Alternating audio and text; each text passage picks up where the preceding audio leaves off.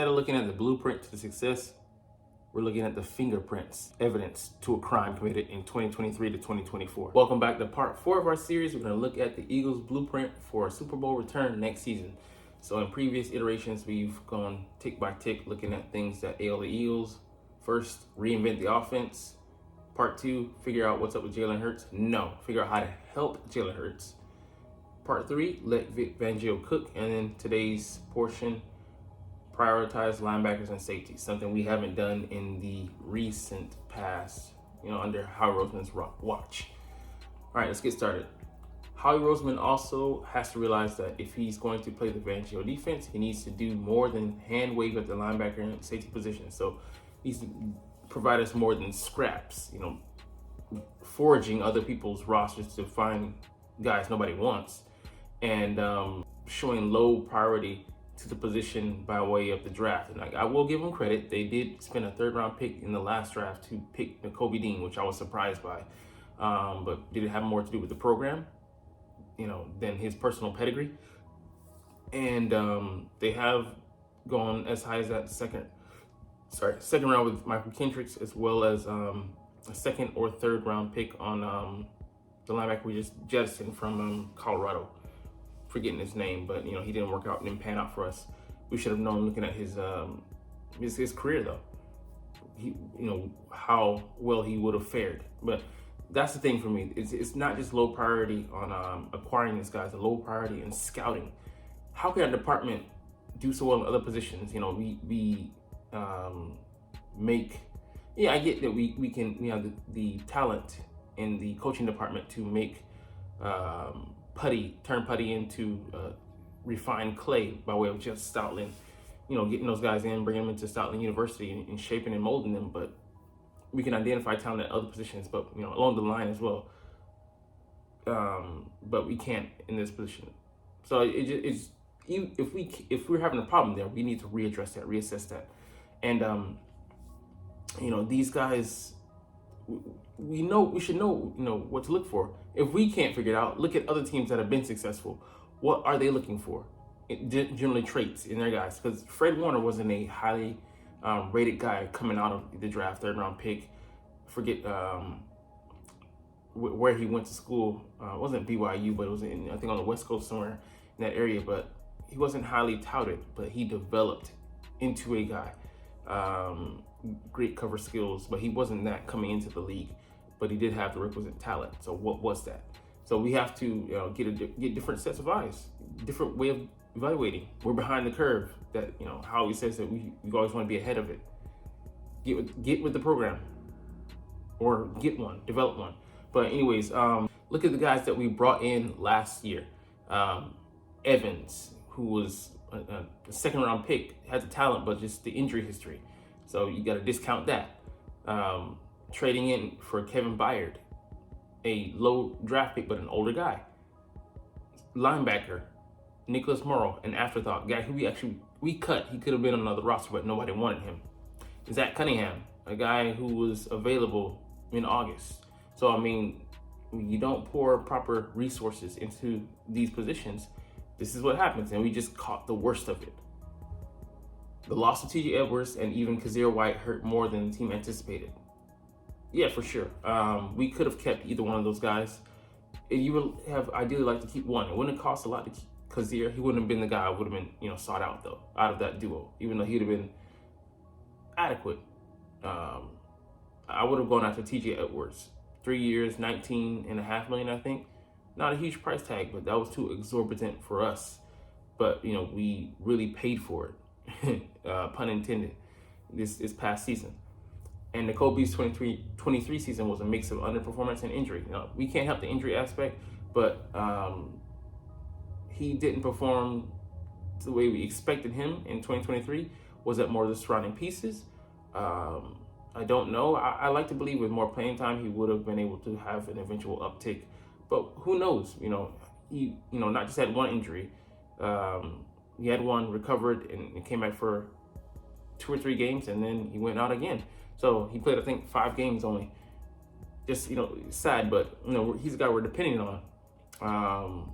But there's still a belief Dean will be a major contributor moving forward, but it cannot into the season counting the third year former Bulldog as a linchpin like they did this year. Yeah, we can't put all our eggs in that basket.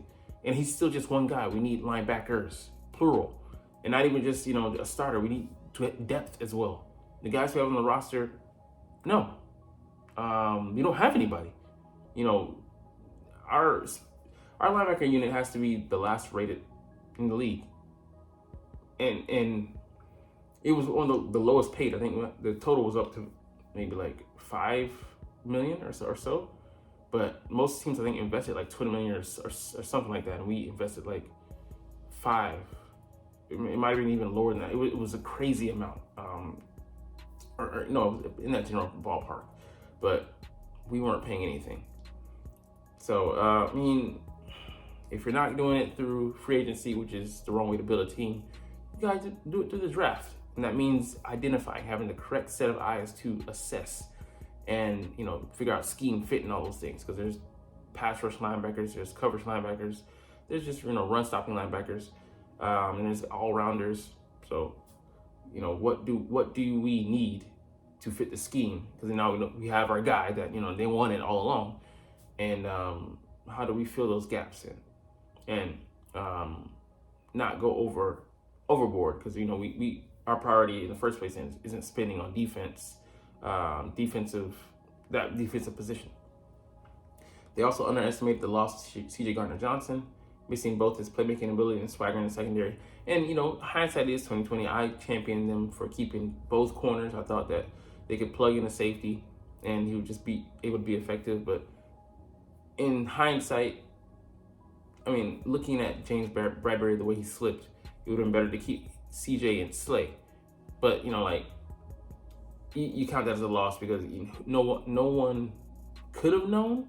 You could have, maybe predicted, because he's not a physical guy as far as like Slay's 33 and his physical skills are slipping slightly, but he had great ones to begin with. James never had that. So his dissension was always going to be abrupt, swift, and fast. But, who knows? Maybe we are too quick to come down on James, because playing in the right system and with a coordinator that's going to prioritize hiding his weaknesses, we can maybe set him up to have a bounce back year. But that being said, will Vic Fangio put an emphasis on tailoring his scheme to hide Bradbury? And do we have the luxury of doing that? Don't know, but he had a nice pick. He'd be great if he could play just underneath. But like I said, it would be a huge tell and also a huge amount of work to work around him. It can be done, but will they commit to doing it? Or will they try? Anyways, Reed Blankenship was decent, but it's not a Pro Bowler. I think he's more than decent. I think he's above average, but he should be our strong safety. He should play around the middle to line of scrimmage. He shouldn't be playing deep. He can, but it has to be for him the right angle and discipline. And I'd like him more as a lower safety. One hopes Howie Roseman will spend an early round pick or two on at least one of these two positions and address the others in free agency. So there's the big debate there. Where do we go? Because you don't want to go focus solely, okay, fine, but solely on one or the other. Free agency, if you just go that route, you're going to run out of money. Draft, if you just go that route, you're going to miss out on adding some seasoned pieces to your roster that can help put you over the top. So for me, it's 70-30. I would go 70 draft and 30, free agency. But there are some options out there for us. If we want to go linebacker free agency, then pick up a guy in the draft. Or if we want to go safety in free agency, and pick up a guy or two in the draft. But the draft is the way to build, because it's the cost control element that helps you to build your roster, and then you're bringing in talent, fresh legs, fitting those pieces. I won't say mutant abilities. They can have your specialists, your guys that are your chess pieces. And you can find that in free agency, but it's always going to come in a price tag. The better the guy. You know, you're getting a guy who's fresh coming in. He's going to be cheaper, maybe more malleable, not set in his ways, not dealing with, hopefully, huge amount of injuries, the tread on the tires. So we'll take one final look at it after we cover this last sentence or two. Let's see. But that doesn't mean you should expect Tampa Bay safety Antoine Winfield Jr. or linebackers Brian Burns or Josh Allen to be wearing Eagles green next year, as all should receive franchise tags and will likely cost too much anyways. Yeah, Brian Burns definitely is going to break the bank, as is Josh Allen. Antoine Winfield, I don't expect them to let him go. He's going to be cost controlled with that and capital resource affiliated. Anyways, they're gonna make sure they put the franchise tag on them. Safeties are cheaper, but they leverage. Hey, you're gonna have to give us one, so nobody wants to pay that price. They'll pay the money price more readily, so then do the draft pick route. But anyways, there's no way they're letting him get out of sight. But Josh Allen would be another story. He's a younger guy, sitting talent, but if he comes anywhere close to $20 million a year, there's no way how he's jumping in that ring. So there are lower tier guys that we can go after. So I would go for free agency, mid tier to top tier, but definitely they're not going to go with that with linebackers and safeties. So I would say mid tier and then draft for both, and that would be a balance of perfect balance of both worlds. Because we don't have to get the best guy. We just need guys who have a certain amount of talent. Don't scrimp on that detail. We cannot afford to prioritize money over everything again. And hopefully hope that our system works out for the best. Give Vic Fangio the tools he needs. If the Eagles bring in a high priced free agent, finding a replacement for James Bradbury, like Kansas City's L'Jarius Sneed, would match Roseman's history of prioritizing corners. So I can see him trying to get him, but for me, I would not go that route. I think it's going to be bidding war for his services, and I don't think we can do it. He'd be a huge price tag of a free agent to bring in at the cost of other places on the roster, and we'll be spinning this wheel again. Who cares if you have two really good corners when you have nothing in the middle of your defense or inadequate pieces? Safeties Kyle Duggar, Cameron Curl, and pass rushing off-ball linebacker Frankie Louvu, and Tampa's Levante David might interest the Eagles if they don't cost too much. Give Vic Fangio the ingredients, Howie. So yeah, I would not go with the free agent corner. A top tier Kyle Fuller, maybe decent guy that I would potentially think about bringing in. But I wouldn't shy away from drafting one of these corners in the draft. So for me, one scenario: first round corner, second round linebacker or safety, third round running back, be the perfect setup for us. Or first round corner, second round tackle, then linebacker or safety, then third round running back or receiver. So there's a multitude of ways we can go. I know this is defense, but you got to think about the whole roster. Bring that into the forefront. But safety Kyle Duggar, underrated, would be a pretty good signing. I don't think he's gonna go beyond 6 or 7 million. I would say 7 million tops. Yeah, he would be a guy that would upgrade that spot, and I would pair him with Reed Blankenship, and then have Sidney come in, bring him along, and have those three safeties. I'd feel comfortable with that, and then maybe draft another guy in the later rounds. Linebacker, bring in Frankie, and then drafting a guy, because even if he doesn't start this year, we need depth there. Having three good guys. Let's say we had Peyton Wilson. That'd be a dream pick. Anyways, Peyton Wilson, Frankie, and then and Kobe Dean. You feel solid with that. Short term, I think Levante he's getting up there. I think he's early 30s to maybe potentially late 30s, mid 30s, 34, 35. that would be a very short-term fix. And he's not going to be that cheap as well. Frankie might cost us 7, 8, you know. But if you get Cameron Curl and Frankie, you got your free agency linebackers, instant starters, as well as, you know, draft some guys that can be future,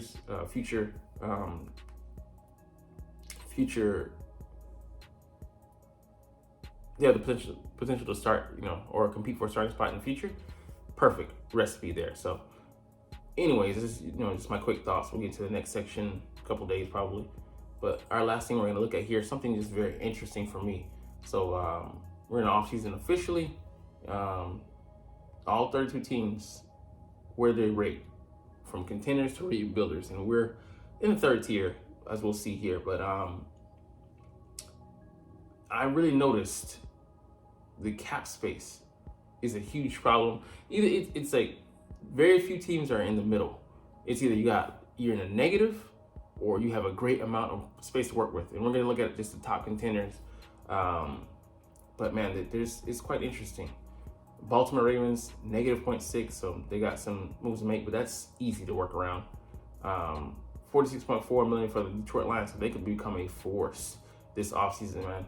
And they made the NFC Championship with what they had, and they drafted really well, which is why such an onus should be on that. Because those guys are cost control for the next 4 to 5 years. Jamar Gibbs and who is it? It wasn't Campbell. Forget, but that's, you know, great for them. You know, they can compete. Tampa Bay 14.3. It's a pretty good number for a team that just won the champ, and you know they can make some other moves. They do have to worry about Chris Jones, but other than that, I mean, and L'Jarius Sneed, they can bring him back, but they're in a pretty good position. San Francisco, negative $44 million. This is the cost of doing business the way they do. They're top heavy, and it's going to be problematic for them to keep all that talent. We see here Trent Williams, Deebo Samuel, Eric Armstead, Fred Warner. He ain't going nowhere. He could potentially, unless he have to retire. But wow, 85% of the cap going to 10 veteran players. I mean, that they're kicking the can on the road, but it's going to eventually combust on them. The Bills, negative 50.5, and they're in the position they are. Another team that, you know, dealing with paying their guys, and it's coming home to roost, man. Dallas Cowboys, negative 25.9. Another team that's very top heavy, and what's it gotten them? They cap out at, you know, divisionals. And didn't even make that this year. Neither did we, but, you know. Miami Dolphins, negative 56.7. All that money to show for minimal results. I mean, the Bengals, 47.9. They're in great position, so they could definitely take a step up. Joe Burrow coming back is a huge boost for them. They're going to be in the run again. And here we have the Eagles, 15.2. So not a lot, but definitely more than the what a lot of other teams have to play with. We're in this top 15 to 20, and we can get into the top 10 just by cutting 2 guys, Kevin Byard and Avonte Maddox, and we'll see how that goes. But we have a lot to work with, and not too many positions to address. But even though, I mean, there are some pretty pivotal ones, but we'll see how that goes. I mean, this off season, you do just a new little retooling. So we're TD on the contenders. Like, the only reason that we're in this category is because we have the collapse. Otherwise, we'd be in the top one. But anyways, we'll get up out of here. I'll talk more in depth on that note, on that perspective in another video, another short later down the road. But anyways, we're gonna get up out of here. It's been fun, but you're not even watching them, but it's all good because I love making these videos and I love talking about the Eagles. So we'll chunk the deuces, but as always, it's fly Eagles fly, and let's motherfucking go. Like, comment, share, subscribe if you want. Thanks for watching. Check me out at Cintron Anime, Cintron Life, or Cintron Laughs. Or other social media.